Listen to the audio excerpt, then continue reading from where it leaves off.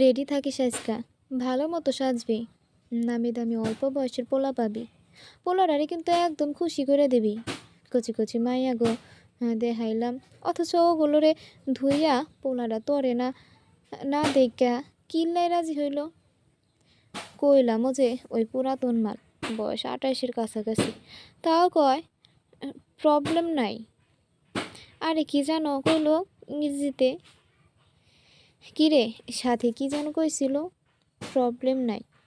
আনোয়ার আনোয়ারের কথায় ইমরিবা চোখ উল্টিয়ে বিষণ্ণ মুখ নিয়ে বলে, প্রবলেম মানে সমস্যা নাই। আচ্ছা, আজকে লোকটারে অন্য কারো কাছে পাঠাও, আমার শরীর ভালো না। তোর চুপচাপ পা মেলা দিবি, রাত্রি 12টায় আইব কইছে, যা সাজুগুজু কর। ইমরিবা সিল্কি চুলগুলো পেঁচাতে পেঁচাতে উপরের রুমের দিকে হাঁটা ধরল। তার শরীর ক্লান্ত। এতক্ষণ সে চৌরাস্তার মোড়ে দাঁড়িয়েছিলেন, কিন্তু আশ্চর্যজনক বিষয় হলো আজ একজন কাস্টমার পেল না। প্রতিদিন ওখানে দাঁড়ালে 3-4টে চোখ বুঝে পেয়ে যায়, কিন্তু আজ উল্টো পাশের এশাগুলো কাস্টমার নিয়ে ফুরো, তাকে দেখেও না দেখবার মতো অবস্থা। আজ মনে হয় বেশি খারাপ লাগছিল দেখতে। শাড়ি পরে ঠোঁটে লাল লিপস্টিক দিয়ে চুলগুলো খোপা করে নিল। চুলগুলোর জন্য নাকি কাস্টমারদের ভেজাল লাগে, তাই খোপা করে রাখতে হয় সদা। বাইরে তীব্র বৃষ্টি হচ্ছে। বিছানায় হেলান দিয়ে ফেসবুকে নিউজ ফিড ঘুরছিল। হঠাৎ ধারাম দরজা খুলতেই দ্রুত ঠিক হয়ে দাঁড়ালো। এমরিবাদ ভ্রু কুচকে তাকালো। 20 থেকে 21 বয়সের এক যুবক ছেলে তার কাছে কি জন্য আসবে, তাও এমন ভয়ঙ্কর সুন্দর যুবক। আপু, এমরিবা আপনি বলতে যেও বলল না। আপনিটা একদম মানাচ্ছে না। বাচ্চা ছেলের সাথে এগুলো ভাবতেও কেমন আজব লাগছে। বয়সী লোক আসে ঠিক আছে, কিন্তু এমন যুবক ছেলে। তুমি কিন্তু টাকা নিয়ে ফেরত যেতে পারো, টাকা ফেরত দিয়ে দেব। এমরিবার সামনে দাঁড়ানো ছেলেটা ঘড়ি খুলে বিছানার পাশের টেবিলে রাখলো। ইন করা হালকা ভেজা শার্টের হাতের বাটন খুলতে লাগলো। কলার থেকে বাটন খুলতে খুলতে বলল, জানালাটা খুলে দিন। ছেলেটার আওয়াজ কেমন মেইনলি টাইপের, শরীরের বসন দাঁড়িয়ে যাওয়ার মতো। এমরিবার পা আপনা আপনি বিছানায় উঠে গেল। বিছানার সাথে লাগানো জানালাটা খুলে দিল। ঠান্ডা শোষ বাতাসের সাথে বৃষ্টির ফোঁটাও আসছে। বিছানা থেকে নেমে দাঁড়ালো একই জায়গায়। তার আজ আওয়াজই আসছে না। কাস্টমার আসলে সে দ্রুত বলতো, নে দ্রুত কাজ শেষ করে বিদায় হ। কিন্তু আজ কোনো আওয়াজ কেন আসছে না? ছেলেটা শার্টটা সম্পূর্ণ খুলে বিছানায় ফেলে দিল। ফর্সা বডিটা ক্লিয়ারলি চোখের সামনে। পায়ের বোর্ড দুটো করে সাইডে রাখলো। ভেজা চুলগুলো ঝাড়া দিতে থাকলো। এই বিভা শুধু দেখে যাচ্ছিল। এইবার তার রাগ লাগলো। এমন অল্প বয়সের ছেলের সাথে এগুলো করতে বেশ বিবেকে বাঁধবে তার। না করে দেওয়াটাই ভালো। তুমি টাকাটা নিয়ে অন্য কাউকে দেখো, আমি পারবো না। এবার ছেলেটা তীক্ষ্ণ দৃষ্টি নিয়ে ইমরিবার দিকে তাকালো। সেকেন্ডে ইমরিবার সামনে দাঁড়ালো। ছেলেটা ইমরিবার থেকে 5-6 ইঞ্চি লম্বা হবে। সে একটু সরে গেল, বিছানার সাথে একদম লেগে। ছেলেটার তার বুড়ো আঙুল দিয়ে ইমরিবার ঠোঁটের লিপস্টিক মুছে দিল, যার ফলে লিপস্টিক সম্পূর্ণ গালে ছড়িয়ে। এগুলো লাগাতে হবে না। শাড়ির আঁচল টান মেরে খুলে দিয়ে ছাড়িয়ে পড়তে হবে না। চুলের খোপা টান মেরে খুলতেই ইমরিবা উহ করে উঠল ব্যথায়। চুল নিয়ে কিছু করতে হবে না। ইমরিবার সিল্কি চুলগুলো ঝরঝর করে কোমরে লুটিয়ে পড়ল। সে এখন অবাক হয়ে তাকিয়ে নিচে। এতটুকু ছেলের কাহিনী তার মাথায় ধরছে না, গলা শুকিয়ে যাচ্ছে। তার এত ভয় করছে কেন? একজন রাগী বেশ্যা হয়ে সেই পুচকুকে ছেলেকে ভয় পাচ্ছে। আওয়াজ আসছে না কেন? ছেলেটার হাত তার কোমরে যেতেই তার মুখ দিয়ে আপনা আপনি বেরিয়ে এলো। এক টানে শাড়ি ঘুরিয়ে খুলে ফেলল। ছেলেটার এক ধাক্কায় সে দেয়ালে ঝিম করে বাড়ি খেলো।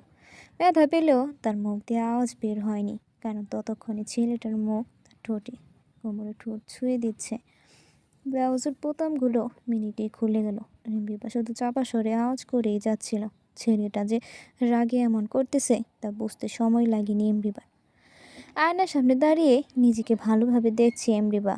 কামড়ের দাগগুলো স্পষ্ট লাল হয়ে আছে। পুরো শরীর তার চিন চিন হয়ে জ্বলছে, সাথে ব্যথা। মুখেও লালচে দাগগুলো স্পষ্ট। ঠোঁটে হাত দিতেও ভয় করছে তার। ভোরের 6টা বাজছে, অথচ ছেলেটা এখনো তার বিছানায় উল্টিয়ে শুয়ে আছে। কাম শেষ হলেই তো চলে যাওয়ার কথা, তাহলে ছেলেটা যাচ্ছে না কেন? বা সেও কেন বের করে দিচ্ছে না? তার বলতেও গা ঘিন ঘিন করছে যে তার প্রচণ্ড লজ্জা লাগছে। একজন বেশ্যা হয়েও তার লজ্জা লাগছে, প্রচণ্ড লাগছে। এই শরীর নিয়ে সে কোনো কাস্টমার পাবে কিনা সন্দেহ, বা 4-5 দিন কাজে যেতে পারবে কিনা সেটাও ভাববার বিষয়। বাহিরে গেলে সবাই বুঝে যাবে তার শরীরে দাগের কারণ। সে কি বলবে? তাদের তো নিয়ম আছে, শরীরের দাগ বসানো নিষেধ। রাত 3টার আগে রুম থেকে বেরিয়ে যাওয়া। অথচ এই তো এখনো শুয়ে আছে। এমবি বার চোখে বিছানায় তাকিয়ে নিজের ঘাড়ে ছুঁয়ে দিল। বড্ড জ্বলছে, সব জ্বলছে। গোসল করে কামিজ পরে দাঁড়িয়ে সাহসও পাচ্ছে না ডেকে দেওয়ার জন্য। 8টা বেজে যাচ্ছে, অনেকে দরজায় বাড়ি দিয়ে গেল। কি করবে সে? 6টা থেকে ছেলেটার মোবাইল বেজে যাচ্ছে, আবার বাজতেই ছেলেটা নড়ে উঠল। এমরিবা দ্রুত অন্য পাশে ঘুরে গেল, আর চোখে দেখছে। মোবাইলটা কানে দিল সে। ঘুম জড়ানো ভারী কণ্ঠে কথা বলতে বলতে বিছানায় হেলান দিয়ে বসলো, চুলগুলো উপরে উঁচু করে দিল। Yes manager. Yeah, good morning. What about invest 2 মাস? 12,50,000 টাকা হলে সাইন দেবেন, otherwise cancel. Give me 2 hour and I will be there. এমরিবা মুখটা একটু হাঁ করে দাঁড়িয়ে রইল। তার হাত পা কাঁপছে, বিছানার দিকে তাকানোর সাহস নেই। পিছনে এসে সে দাঁড়াতেই এমরিবা কুঁকড়ে গেল। তার পা শুধু দূরে যেতে চাইছে, কিন্তু ছেলেটার হাত তার জামার নিচ দিয়ে পিঠ ছুঁয়ে দিতেই এমরিবা ঘুরে তাকালো। ছোট ছোট চোখ করে তাকালেও চোখ নিচে চলে যাচ্ছে।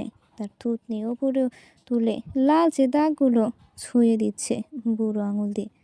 ছেলেটা যেতেই আনোয়ারা সহ ঘরে আরও কিছু মেয়েরা এলো। ইমরিবা নিজ মনে মোবাইল টিপছে।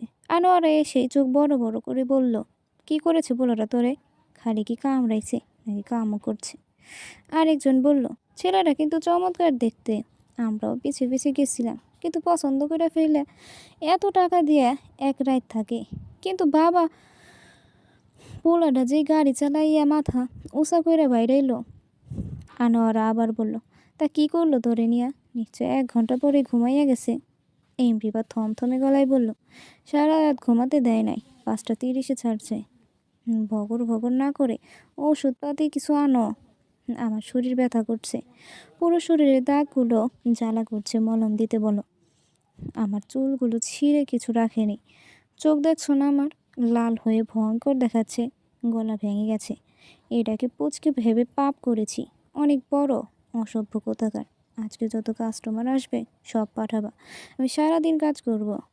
কত টাকা দিলে আমাকে এমন হেনস্থা করার জন্য? এই লোক আসলে বলবে আমি আর কাজ করব না, বুঝেছ?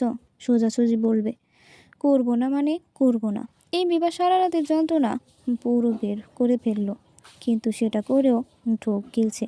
দরজায় সেই ছেলেটা পকেটে হাত ভরে দাঁড়িয়ে, হয়তো মোবাইল নিতে এসেছে, যেটা বিছানায় পড়ে আছে। হালকা করে দাঁড়িয়ে গেল এমরিবা, তার ভয় করছে। ছেলেটা হাত স্লোমো ভাবে নাড়িয়ে সবাইকে বেরোতে ইশারা করলো।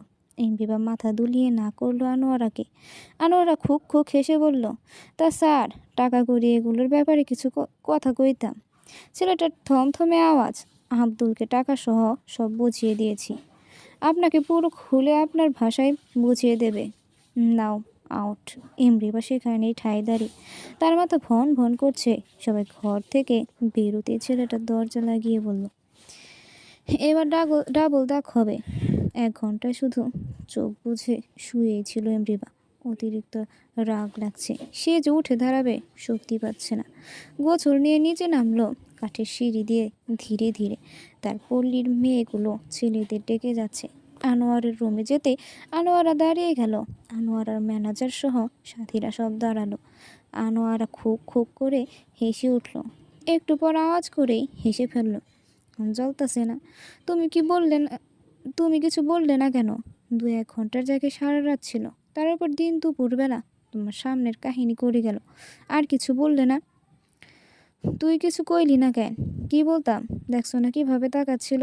আমি যে তার বড় সেটা না ভুললেও আমি ভুলে গেছি। আর এখানে আসতে দেবে না ছেলেটাকে। আনোয়ারা ভীষণ মুখে বলল, তোরে কিন্না নিছে? বড় বড় চোখ করে একটু হাসার চেষ্টা করে বলল, মজা করছো না? স্যার ড্রাইভার আইব তোরে নিতে বিকালে, মাঝে মাঝে আমাকে দেখতে আইবি তো? কেন, আমি ভুল শুনছি নয় তো? কচি ভার্জিন মাইয়াও এত টিয়া দিয়া কেউ কিনে না, যত তরে দিয়া কিনতেছে। না করতে পারুম না রে। গাড়িতে বসে ইমরিবা ভয়ে কুঁকড়ে যাচ্ছে। ওর সাথে এই বয়সে কি হচ্ছে ধারণা নেই। সাথে আবার কিছু নেই, শুধু শরীরে কামিজ, আর কিছুই নিতে দেয়নি ড্রাইভার। ফোনটাও নিতে দেয়নি।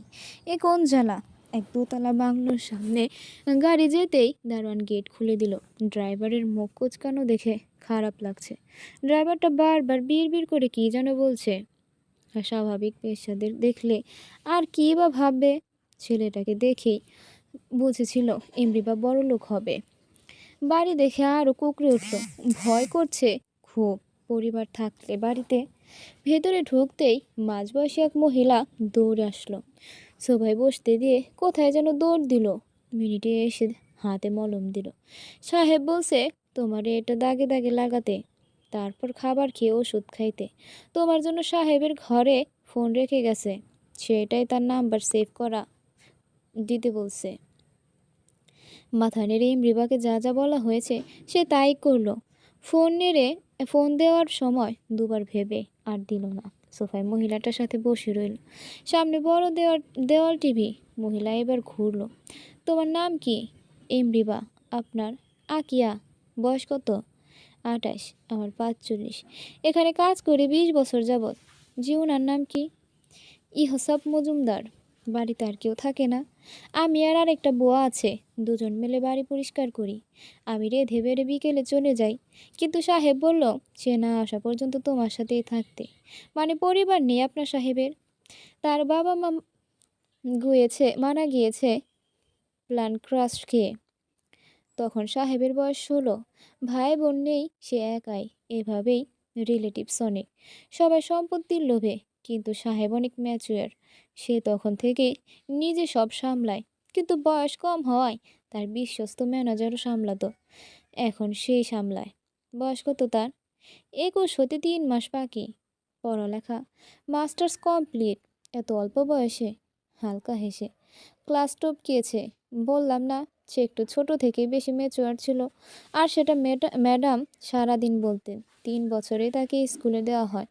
দেখবেন কিভাবে কথা বলে, পুরো মেইনলি টাইপের। ভাবতেই পারবেন না সে ছোট।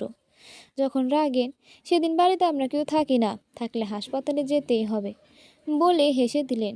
এমরিবা হালকা ভেবে বলল, আপনি কি জানেন আমাকে কেন আনা হয়েছে? মানে আপনি জানেন আমি কোথা থেকে এসেছি? মহিলাটি দাঁত দেখিয়ে হেসে বলল, সাহেব এসে পড়বে, কাল বরং খুলে বলবো। তুমি বরং টিভি দেখো, আমি রান্না সেরে আসি। দরজা দিয়ে ইহসাবকে ঢুকতে দেখেই দাঁড়ালো এমরিবা। তার হাতে অফিস ব্যাগ। পাশে বয়সী এক লোকের সাথে কথা বলে বলে ভিতরে আসছে। ইমরিবাকে দেখেই ব্যাগটি সোফায় রেখে গলার টাই খুলতে খুলতে বলল, তোমায় বলেনি আমি কল দিতে বলেছিলাম? ইমরিবা মাথা নাড়ালো। হ্যাঁ বলেছে। কল ধরোনি কেন? ভুলে গিয়েছিলাম। সোফায় পা উঁচু করে বসতে বসতে, সমস্যা নেই, আর ভুলবে না। ব্যাগ নিয়ে ঘরে যাও। ব্যাগ নিয়ে যাওয়ার আগেই সে লোকটার আওয়াজ, আর আমরা পরিচয় হয়ে নেই। ইমরিবা ঘুরতে, আমি ম্যানেজার আইয়ুব। জি আসসালামু আলাইকুম। আমি আইয়ুব।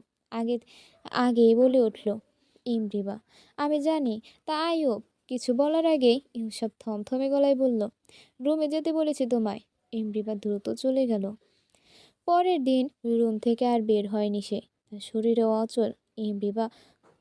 ইমরিবার উপর এত রাগ কেন ছেলেটার? তাকে কয়েকদিনেই মেরে ফেলবে। বিছানায় বসেছিল। কাজ শেষ। আকিয়া আর তার সাথে আরেকটা মহিলা রুমে আসলো, হাতে খাবার।